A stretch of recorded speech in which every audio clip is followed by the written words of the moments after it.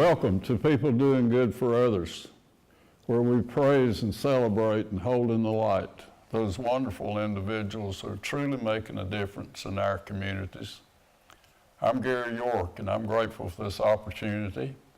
I want to thank Wilkes Communications and River Street Productions and 100.9 WIFM for this sponsorship.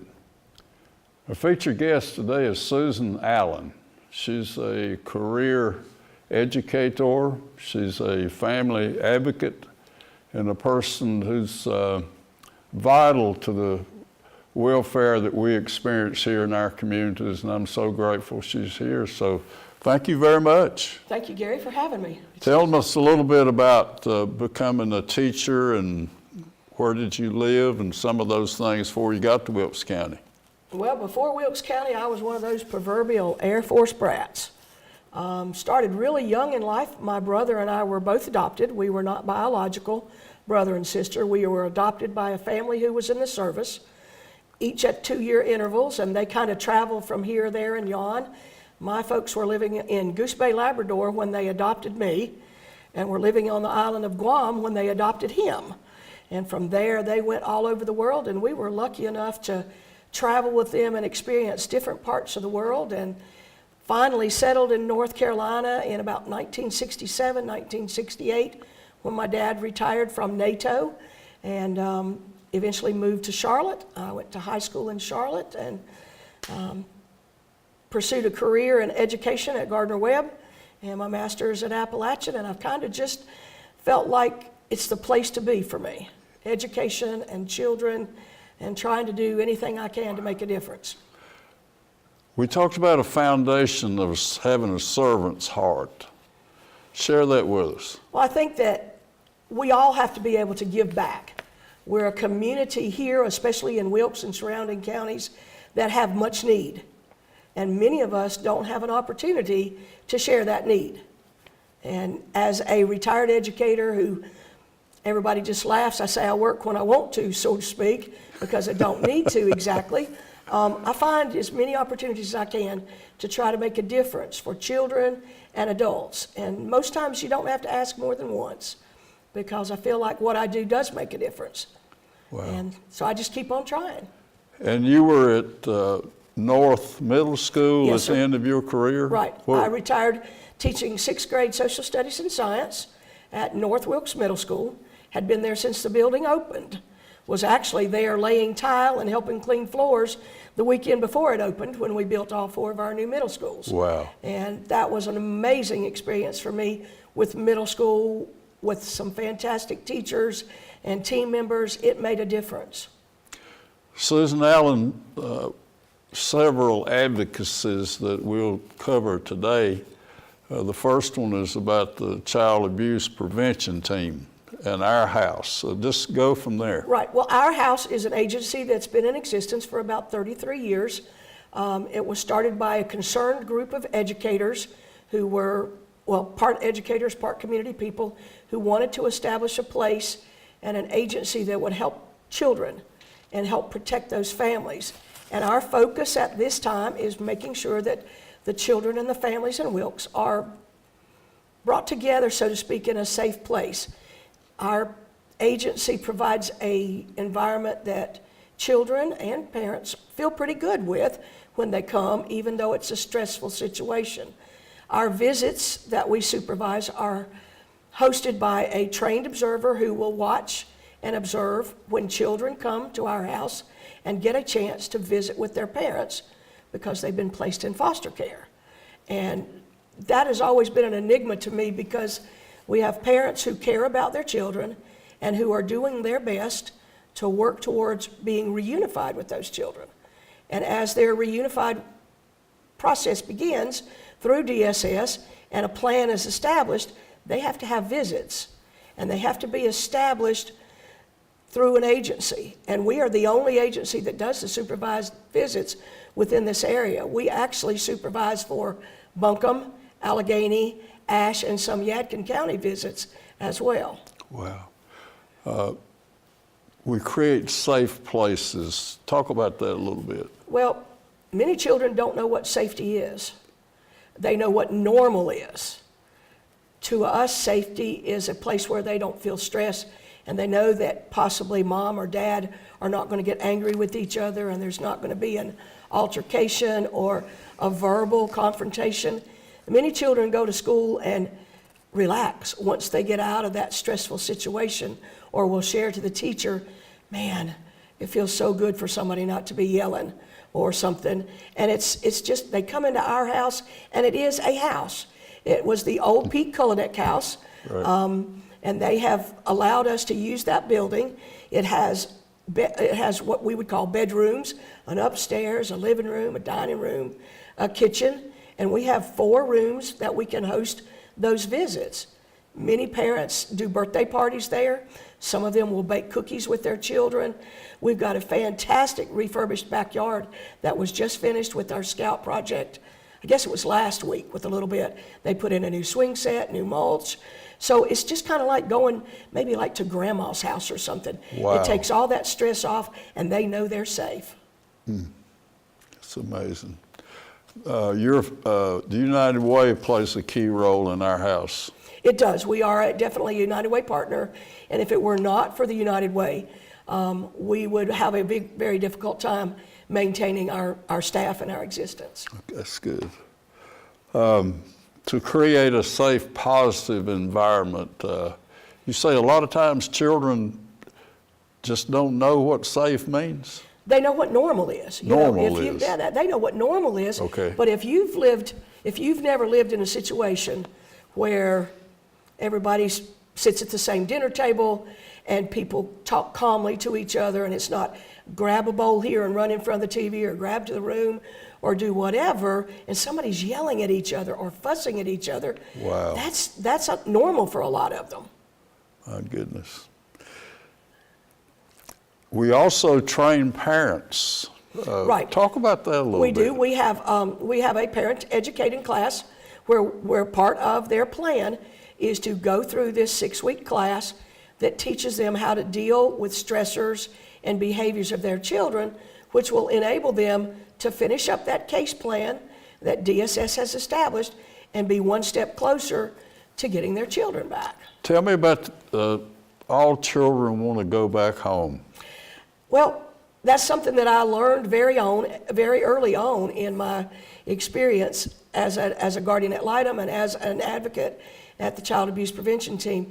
Regardless, and it's surprising to me, heartbreaking to me as well sometimes, regardless of what the children have been through, regardless of the abuse or whatever, when they see mom and dad, they're excited, which is great because they're their parents.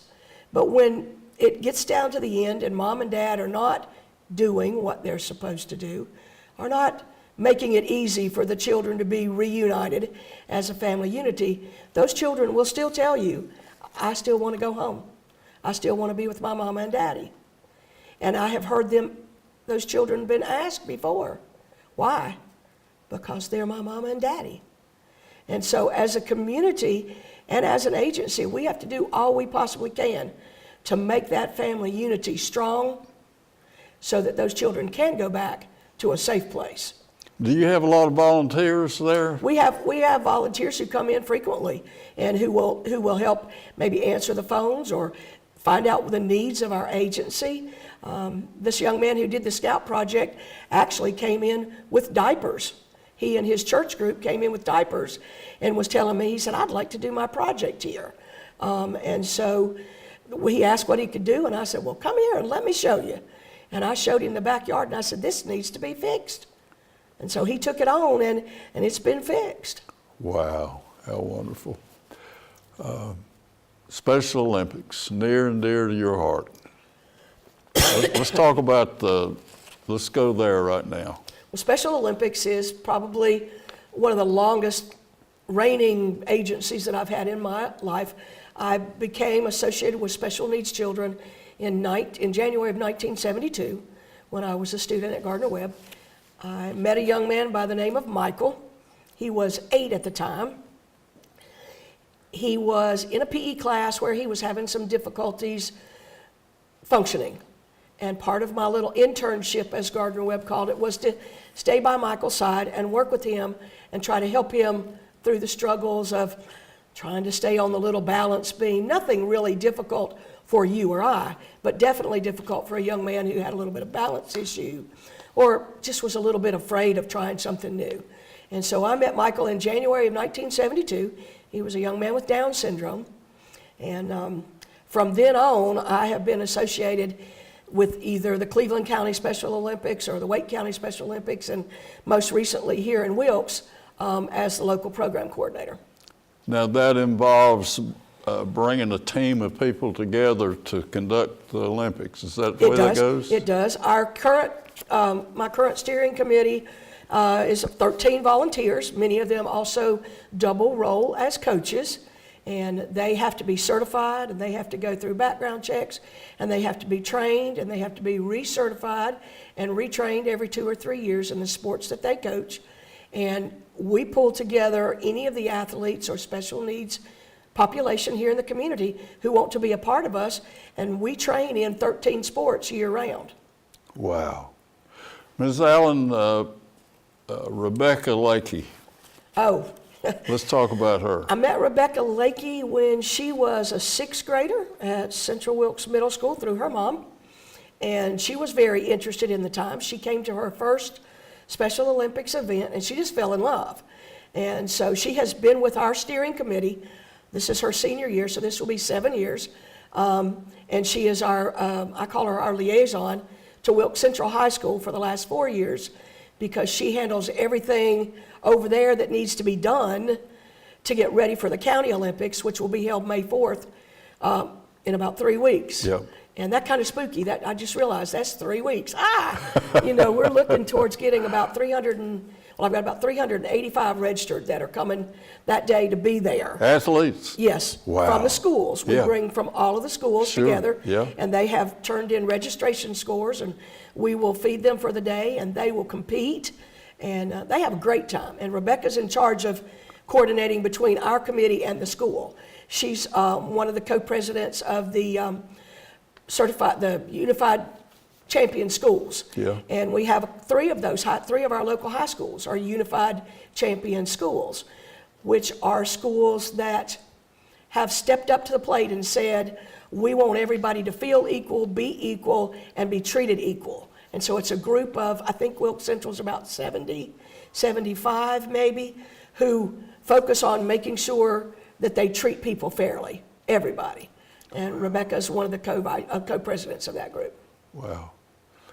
And you have 13-member steering committee. Yes, sir. How many, now you're looking for adult volunteers to help you, coaches, some of that? We can always use volunteers and coaches.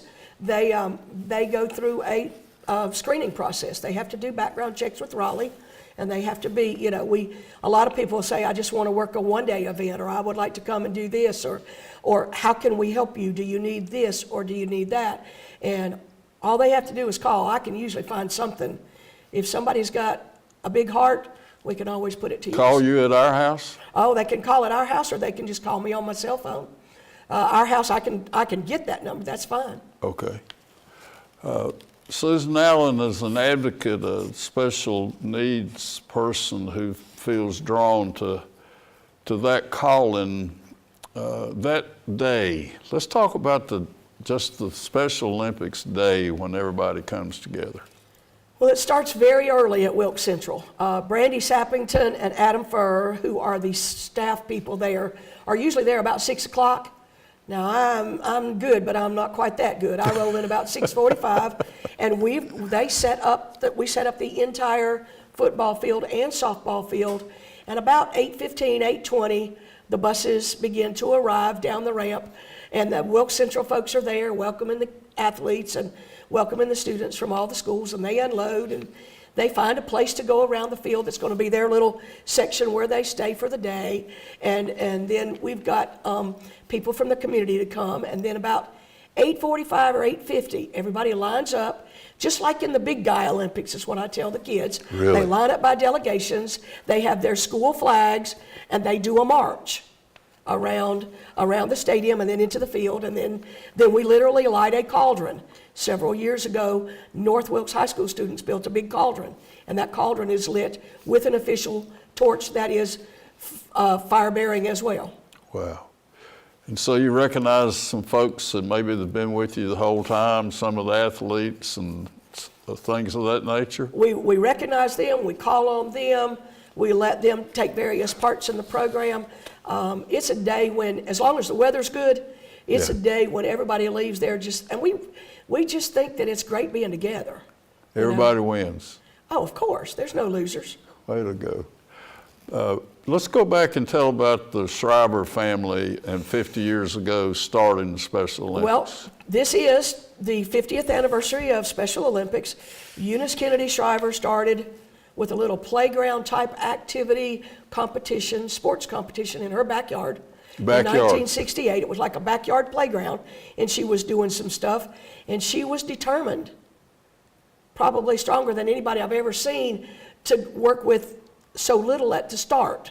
And she started in the backyard, and they participated. It was and the first one that was of any size was in Soldier Field in Chicago, and I think there were like 52 athletes, and the program now is to over 5.5 million. So it's been a big jump in those who have made awareness and those who appreciate what she has done. And you have carried countless groups of winners to Raleigh for the state games? Right, we go twice a year. Twice? Up until 2 years ago, we went 5 times a year to some form of state competition. They had a state bowling tournament, they had a state basketball tournament, they had summer games, they had fall games, and they had state cheerleading tournament. And we were on the road probably all the time. We literally were all the time. And our travels are always expedited and assisted by Dwight Phillips, who provides us some fantastic rental vans for our trips. And they always, the kids are always cool, and they travel in and they get to stay in a hotel, and for many of them, that's a new experience. But Raleigh decided that we needed to tone down just a tad. So they combined basketball with summer and something else with fall. So there's only 2 times a year now, the first weekend in June and the first weekend in November. And so there are 18 sports going on between those 2 periods of time. Susan Allen, go back and visit the young man, Michael, who was 8 years old, and that special moment when you were answering a call, if you will. Well, Michael was different. He was very afraid of anything new. Don't wanna, don't like it. And I said, why? Don't know. I said, well, let's find out. And I can remember that because I was 19 or 20 years old at that time, and we won't talk about how many years ago that was, because then that makes me really old. But he just had a fear. And so I spent the day with him. I had the afternoon off as part of my internship, and I would go to his classes, or we'd go to PE. And some days after school, I got permission with his mom. And at that time, Boiling Springs was about 2 blocks long, period, for the whole town, except for the college. And we could walk from the school down to the snack shack, and we could get an ice cream. So if Michael had a good day at school, we might sneak out down to the snack shack and get some ice cream. Wow. Is he, you still in contact with him? I was in contact with him last year, and at this time he was still plugging along. He was a little bit more incapacitated and not moving as much. He still plays a little bit of bocce, which is a special sport. So he enjoys that, and I think he just enjoys being with people, and that's part of it. And you have also several fundraisers generating dollars to stage Special Olympics. Tell us about that. We do, because we are required, or we are expected to pay for all of our expenses. No athlete ever has to pay for any equipment. If their parents choose to, that's their done. But if whatever sport they're in, everything is provided for them. Their lodging, their transportation, their meals. If they get down there and they've lost their shoes, I've bought many a pair of tennis shoes. My MasterCard sometimes just goes, wow, whatever. But it's part of it. And it's, we have 2 fundraisers a year. Currently we're in the middle of one, or we're just winding one down. But one of our best one and our most exciting is our Movies, Music, and More. And it's sponsored by Keith Lyle, and the folks of Horace Mann. And this is probably, it's been going on for years. It started out at the inception with 7 teams. And in February, we had 32 teams. Each team of 10 gets together, 8 or 10, and they sit at a big round table at the Stone Center, and they do trivia on movies, music, or more. Goodness. And there's a big screen up, a jumbotron, and they'll put up cartoon characters or whatever for these groups of church groups, or high schools challenge each other or whatever, and they will score. And at the end, Horace Mann provides a big trophy for the team or the school that's won. And people will come in off the streets and just sit down, and they'll put 10 of them together, and they'll answer questions, and they compete, and a meal's provided. And then we usually manage to make about $2,800 to $3,000 off of that, because we get all of the profit from Right. that for our athletes. Okay. So it's for the special needs family, there's no cost at all? Absolutely not. Wow, that's wonderful. Absolutely not. Guardian ad litem. That was something that is, and I guess when you tie that up with the child abuse prevention team and everything else, it all kind of goes hand in hand. When I retired from teaching in 2011, I was bored. 2 days after I was gone, I was bored. I don't know if that's old age or what it was creeping in, but I couldn't find anything to do that I felt like I would make a difference. And so I contacted around, looked around, and came in contact with Tracy Jordan and Tamara Lakey. Yep. And went to my first class and became a guardian ad litem. And that goes right along with protecting the children. Okay. You get these children who are have been taken from their parents and who are in foster care or who may be in a group home.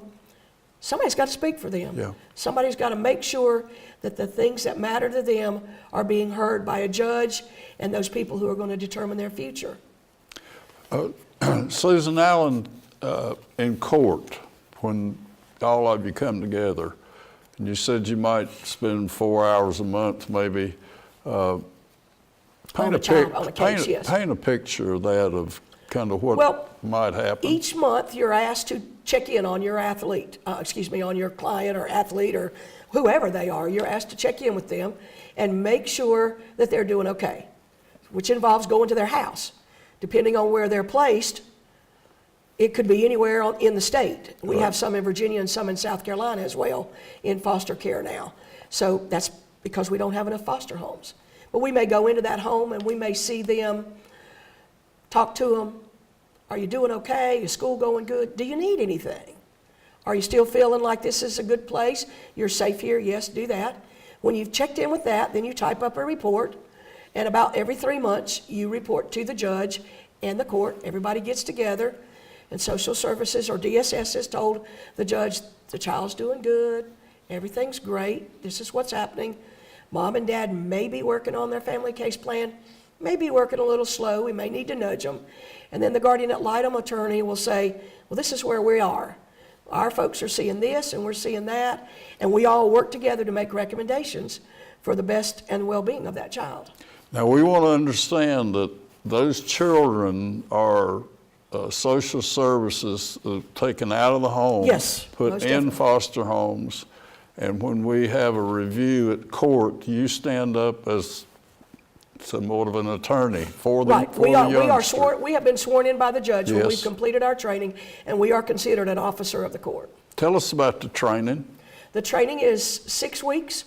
It's done with a group of certified instructors who will teach you how to go through classes. They will give you scenarios of situations. They work with you on how to interpret what you're seeing, what you're hearing. You do court observations, and you'll watch some training videos.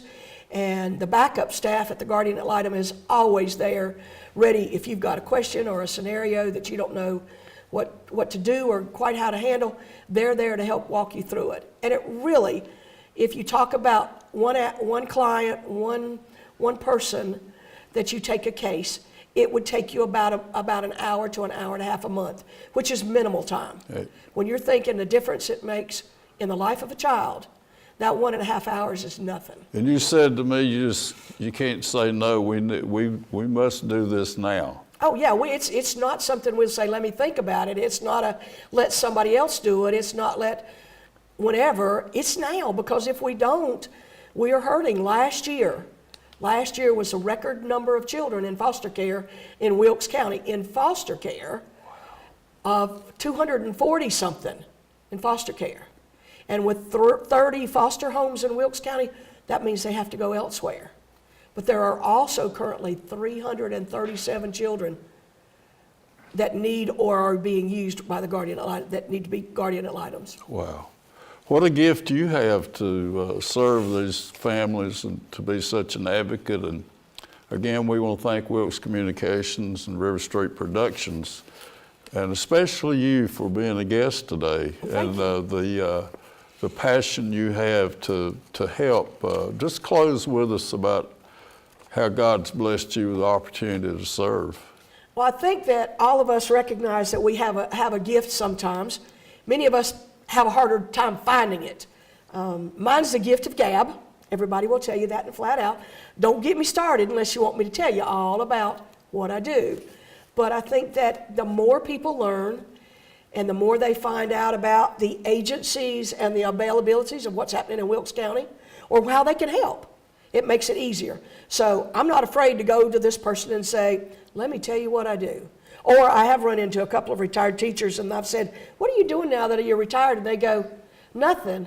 And I said, well, let me tell you about what you can do. Let me tell you something you can do. Yeah. And they'll go, I don't know. And many retired teachers have now become guardian ad So they litem. get in touch with you. Anyone want to Yes. volunteer, Right. you find a place for them. We can do something, yeah. Between those three places, we can definitely use somebody. I'm so happy that you're answering this high calling. And Well, that it's you- definitely a calling. that you give and you share and you care, and the Lord's blessing you and this community in a special way. And Right. thank you for coming today. Thank you very much. Good Thank luck. you, Gary.